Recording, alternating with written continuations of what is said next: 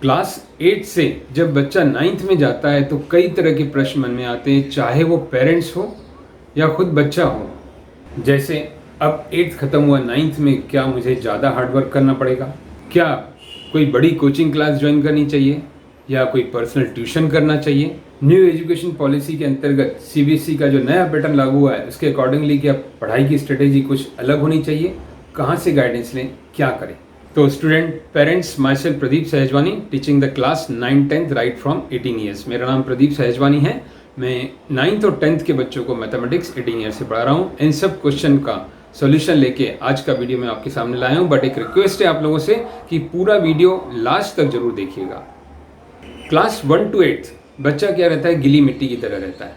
उसको teachers shape देते हैं तो थोड़ा सॉफ्ट कॉर्नर होता है बच्चे के प्रति।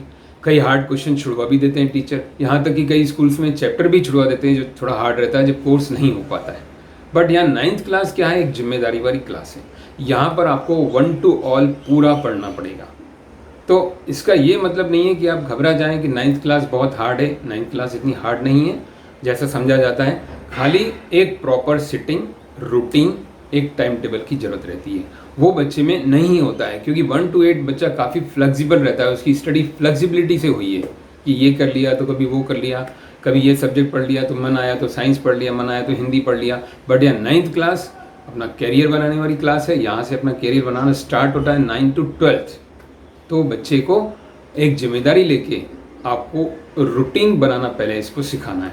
क्योंकि हम लोग क्या करते हैं कि अधिकतर यहाँ पर एक पॉपुलरिटी है कि आईआईटी वगैरह की मार्केटिंग ज़्यादा होती है, कोचिंग्स की। आईआईटी बनाना है बच्चे को, जेई देना है, मेडिकल देना है, बस ये 2-3 चीज़ें दिमाग में होती है और कुछ होता ही नहीं है पेरेंट्स के मन में। तो हम लोग 9th में बच्चा आते ही उसके ऊपर थोप देते हैं, भले वो बच्चा चाहे नहीं चाहे, उससे नहीं पूछा, एक बड़ी कोचिंग का सपना हम देखकर थोप देते हैं और अपनी जिम्मेदारी से फ्री हो जाते हैं। तो आपको ये नहीं करना है। यहाँ पहले उसको उस लायक बनाना है कि बड़ी कोचिंग को ज्वाइन कैसे करे। वो डायरेक्ट करेगा तो वो घबरा भी सकता है। तो सबसे पहला जो आपको करना है वो क्या करना है कि सिटिंग, उसकी एक सिटिंग की आदत बनानी है। 3 से 4 घंटा अगर बच्चा बैठता है, भले 2 से 3 घंटा भी बैठता है, तो वो कॉन्सेंट्रेट करके बैठे, उसको क्वालिटी टाइम दे, पहली बात। उसके बाद जब बच्चे की आदत बन जाती है 1-2 महीने में, तब आप सोच सकते हैं कि अब बच्चे को हम कहाँ ट्यूशन डालें, ज़रूरत है या नहीं है, सेल्फ स्टडी कर सकता है या नहीं। पहले उसका एक रूटीन बनाए, एक सिटिंग बनाए। अब देखिए, अब अपन इम्पॉर्टेंट पॉइंट्स पे आते हैं। तो पहला पॉइंट आपको क्या करना है, आपका सिटिंग, रूटीन सब फिक्स हो गया, बच्चे को आदत पड़ गई। अब सबसे पहले 9th क्लास में आपको अपना हाफ ईयरली टारगेट करना है। हाफ ईयरली, ध्यान दीजिए, पूरे कोर्स को नहीं करना है। कि कहीं ट्यूशन्स में, कोचिंग्स में क्या होता है कि जो चैप्टर आपको कोर्स में आ रहा है वो दूसरे स्कूल को नहीं आ रहा। कई स्कूल्स के बच्चे होते हैं तो बच्चा काफ़ी कंफ्यूज हो जाता है। तो यहाँ आपको अपना हाफ ईयरली टारगेट करना है। जहाँ भी आप पढ़ने जाएं तो अपना हाफ ईयरली उसके टीचर्स के सामने रखें, ये हमें करना है। तो हाफ ईयरली के जो चैप्टर्स हैं, मान लीजिए polynomial, number system, coordinate geometry, lines and angles, जो भी हैं, उन चैप्टर को सामने रख के सबसे पहले ध्यान दीजिए स्टूडेंट, आपको बेसिक करना है। बेसिक कहाँ से? एनसीईआरटी से। देखिए, एनसीईआरटी को रेफर क्यों करना है? क्योंकि एनसीईआरटी के स्टार्टिंग में आप देखेंगे बड़े बड़े प्रोफेसर्स, एक्सपीरियंस टीचर्स, उनके द्वारा वो लिखी जाती है। तो उसमें उनका काफ़ी एक्सपीरियंस दिया हुआ रहता है। तो बेसिक आपका स्ट्रॉन्ग एनसीईआरटी से ही होगा। एनसीईआरटी में कैसे बेसिक करना है? हर चैप्टर के स्टार्टिंग में जो भी थ्योरेटिकल दिया है, पेंसिल, मार्कर लेके उनको हाईलाइट करना है, इंपॉर्टेंट पॉइंट्स। और हो सके तो आप नोटबुक में नोट करें तो और ज़्यादा अच्छा है। जैसे पॉलिनोमियल एक चैप्टर है कि 0 एक पॉलिनोमियल है कि नहीं है, क्यों नहीं है, वो जस्टिफाइड करके दिया हुआ है। डिग्री के ऊपर पॉलिनोमियल डिपेंड करता है कि जितनी डिग्री है पॉलिनोमियल की वही रहता है या कुछ और आंसर रहता है। तो उसको आप डीप में जाने के लिए एनसीईआरटी को देखना पड़ेगा। कोऑर्डिनेट ज्योमेट्री है, क्वाड्रेंट्स क्या होते हैं, एबेसिस का ऑर्डिनेट क्या होता है, इन सबको देखने के लिए आपको एनसीईआरटी को रेफर करना पड़ेगा। तो एनसीईआरटी से आपने बेसिक अपना स्ट्रॉन्ग कर लिया। अब स्टूडेंट पेरेंट्स बात करते हैं बहुत ज़रूरी, जो न्यू एजुकेशन पॉलिसी के तहत सीबीएसई का पैटर्न जो चेंज हुआ है।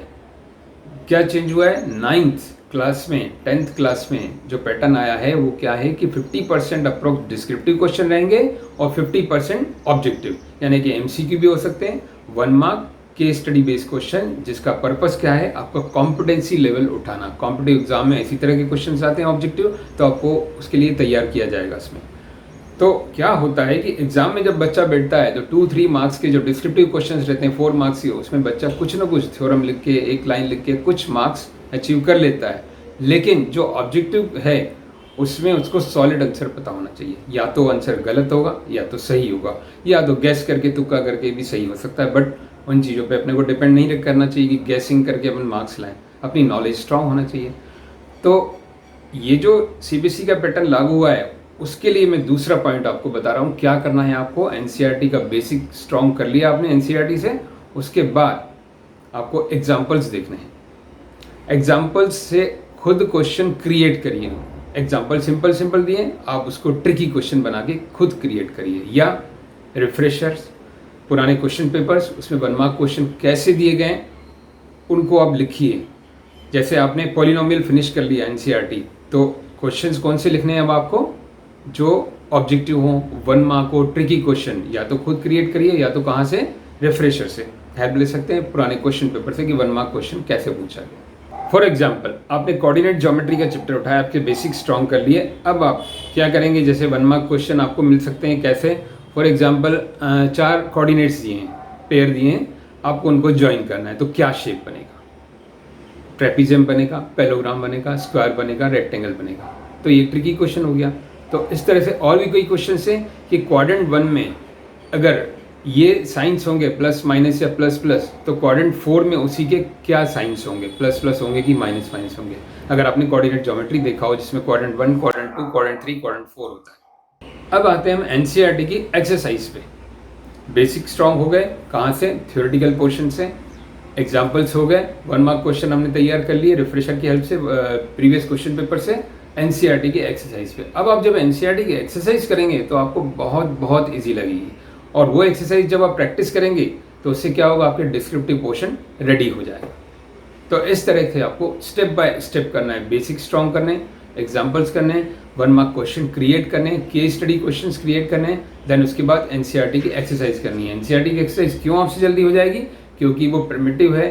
पहले टाइप के क्वेश्चन से सिंपल सिंपल कि find the polynomial when x is equal to 3, x is equal to 3 रखना है, पॉलिनोमियल निकालना है। तो ये तो बहुत सिंपल क्वेश्चंस होते हैं, तो आपसे बहुत इजी हो जाएंगे, इजीली हो जाएंगे। क्यों हो जाएंगे, क्योंकि आपने बेसिक स्ट्रॉन्ग कर लिया, 1 मार्क को ट्रिकी क्वेश्चन रेडी कर लिए, और तीसरा नंबर एनसीईआरटी की एक्सरसाइज। तो ये मैंने 1 chapter 2 chapter polynomial coordinate geometry को रेफर करके एग्जाम्पल दिया। इस तरह से हर चैप्टर आपको स्टेप बाय स्टेप पूरा करना है, ताकि सीबीएसई के न्यू पैटर्न के अकॉर्डिंगली आप अपनी स्ट्रेटेजी बना सकें। तो स्टूडेंट फिर से एक बार कंक्लूड करें तो क्या करना है हमको, एक सिटिंग की पहले आदत बनानी है, एक रूटीन बनाना है। जो 2 से 3 घंटे हम बैठेंगे तो मतलब वो 2 से 3 घंटे सिर्फ पढ़ाई करनी है। ऐसा नहीं होना चाहिए कि अभी आप 1 घंटे बैठे फिर कुछ कर रहे हैं, फिर 1 घंटे बैठे फिर और कुछ कर रहे हैं, टीवी देख रहे हैं, फिर 1 घंटे बैठे। तो आपको स्प्लिट नहीं करना है पढ़ाई को, एक कॉन्सेंट्रेट करना है कि ये 3 घंटे मुझे सिर्फ पढ़ाई करनी है।